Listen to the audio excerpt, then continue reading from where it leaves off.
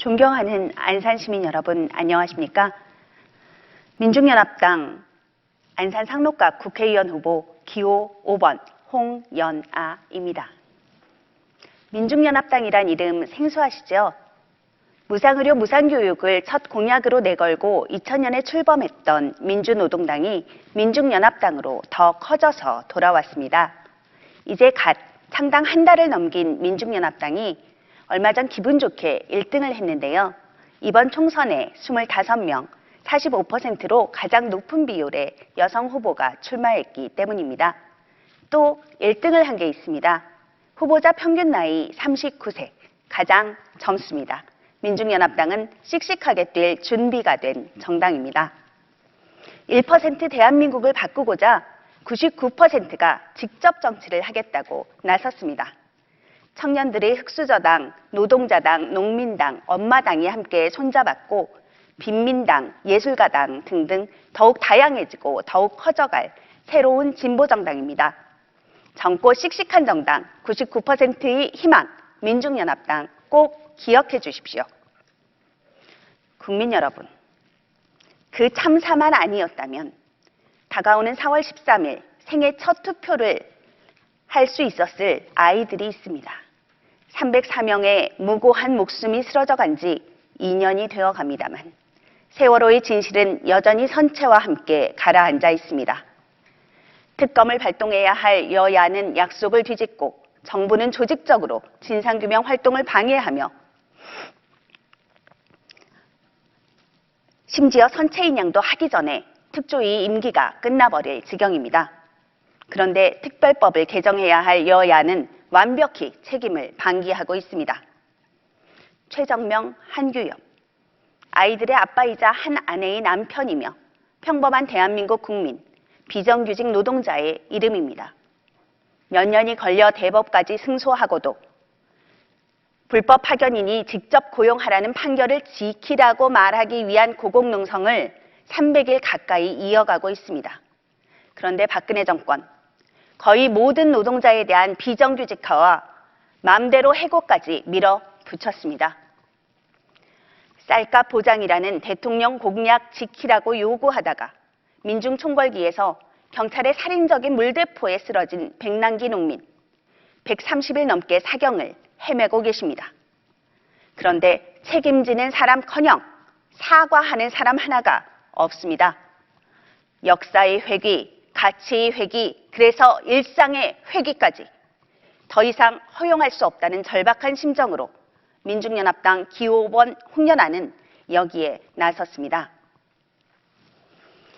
1% 특권층만을 위한 대한민국 뒤집기 위해 민중연합당과 기호 5번 홍연아는 몇 가지 약속 드립니다. 첫 번째는 세월호 특별법 개정입니다. 특조위 임기와 예산을 충분히 보장하고 조사 방해 행위를 처벌할 수 있도록 특별법을 개정해서 진상규명 끝까지 책임지겠습니다.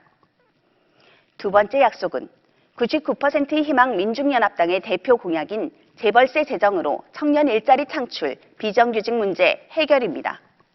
우리나라 30대 재벌의 사내 유보금이 700조가 넘습니다. 5천만 국민 모두에게 1,400만 원씩 나눠주고도 남을 돈이죠. 자기자본금 1,000억이 넘는 약 300개 기업의 법인세를 상향하고 문어발 출자와 사내 유보금에는 과세하겠습니다. 재벌에 대한 세금 감면 중단을 추진하겠습니다. 그래서 지금 박근혜 정부가 밀어붙이는 노동계약처럼 부모 세대의 임금을 깎아 비정규직 청년 일자리를 만드는 것이 아니라 안정된 좋은 일자리 만들어내겠다는 약속 드립니다. 세 번째는 등록금 100만 원 상한제입니다. 박근혜 대통령이 후보 시절 고등교육 예산 GDP 대비 1% 확보를 공약했는데요. 다른 대부분의 약속들처럼 거꾸로 줄어들어 문제이긴 합니다만 그 공약만 지켜져도 등록금 100만 원 상한제 하고도 남습니다. 또한 지난 10년간 사립대학의 자산은 12조가 늘었고 보유 현금도 2배가 되었습니다. 과도한 대학 적립금을 규제하고 절반에 불과한 법인의 법정 부담금 납부율을 100%로 올려서 대학 등록금 100만 원 상한제 반드시 실현하겠습니다. 민중연합당과 홍연아의 네 번째 약속은 0에서 14세 무상의료와 동네마다 청소년을 위한 쉼과 문화의 공간 조성입니다. 아이들 아픈 것, 국가가 책임질 수 있고 책임져야 합니다. 5번째는 한국 주도의 사자 종전선언으로 평화체제 구축입니다. 평화는 생존의 문제입니다. 주한미군 주둔부터 북의 핵무기 개발까지 한반도의 긴장과 갈등을 고조시키는 모든 현안은 1953년 정전과 분단 체제에 기인합니다. 역대 정권의 색깔 공세부터 국정원 등 국가기관의 종북몰이, 정치 개입까지 그 근본적 원인은 여기에 있습니다. 북이 이미 4차례의 핵실험을 진행한 데서 보듯 육자회담으로 표현되는 기존의 대화틀은 이미 한계에 봉착했습니다. 유엔을 통한 제재 역시 실효성 없다는 것이 드러났죠. 작년에 이미 북미가 평화협정 체결을 위해 접촉했다는 것이 언론에 보도된 바 있습니다. 이렇게 복잡한 국제정세 속에서 오로지 남한만이 개성공단까지 폐쇄해 가며 국제적 왕따를 자처하고 있는 것이 박근혜 정권 외교의 실체입니다. 이런 지경인데 여야 국회의원 누구 하나 남북대화를 촉구하지 않습니다. 민중연합당과 기호 5번 홍연아는 자신 있게 말씀드립니다. 즉각 단절된 남북대화를 재개하고 개성공단 등 경제협력을 복원해야 합니다. 그리고 남과 북이 주도하여 미중과 함께 사자 종전선언으로 평화체제로 나아갑시다. 거기에 우리 민족의 살 길이 있습니다. 그런데 국민 여러분, 너무 많이 속아와서 박근혜 대통령 대선 공약 거의 모두 사기극인 것 너무나 분명하게 보고 계셔서 잘 믿어지지 않으시죠?